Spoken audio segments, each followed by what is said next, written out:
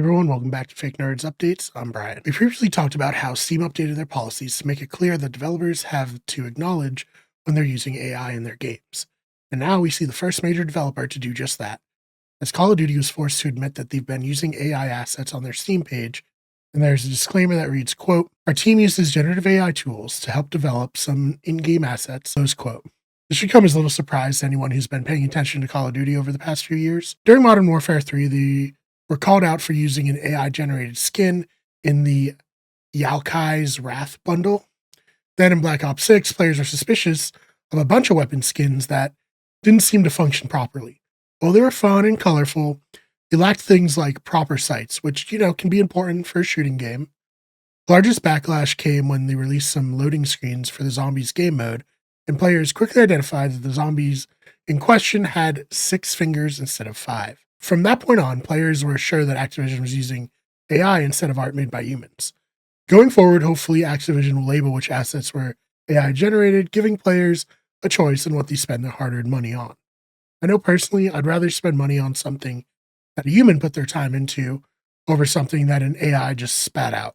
But how do you feel about this? Does it matter to you if assets are made by people or AI? Let me know in the comments. And then, George R. R. Martin is a busy guy.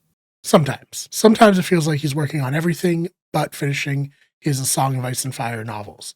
But between adaptations of his work, promotion of his friends' work, and involvement on games such as Elden Ring, the man is a workhorse.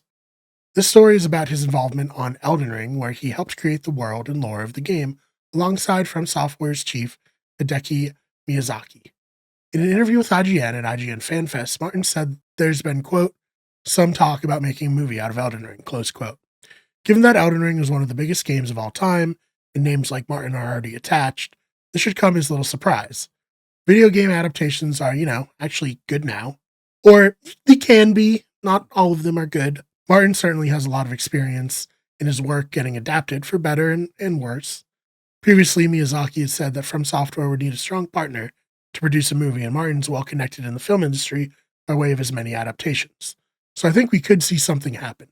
Though Martin does admit his involvement in a movie would be limited since he still has a couple of books to finish, as it's been 14 years since he released A Dance with Dragons, leaving fans in limbo as we wait for The Winds of Winter. So what are your thoughts about a movie adaptation of Elden Ring? Does the recent trend of good video game adaptations make you more confident in it? And do you think George R. R. Martin will ever release The Winds of Winter?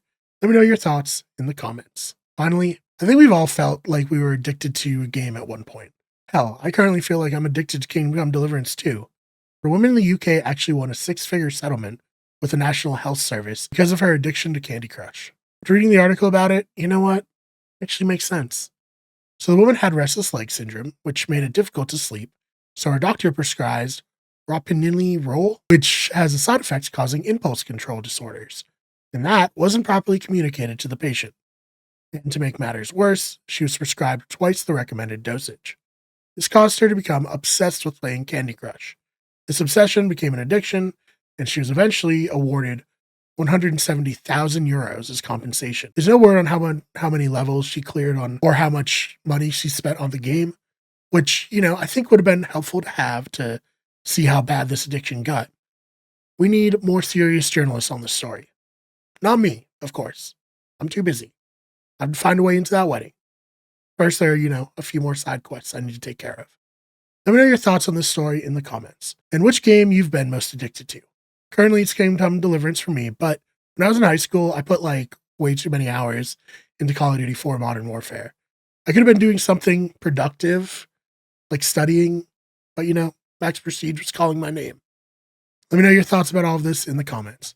Thank you so much for checking out this episode of Fake Nerds Updates. Hope you liked it. If you do, make sure you subscribe to the Wicked Everything channel, the Fake Nerd channel, our podcasting channel, Better Radio, and our sports channel, Wicked Good Sports.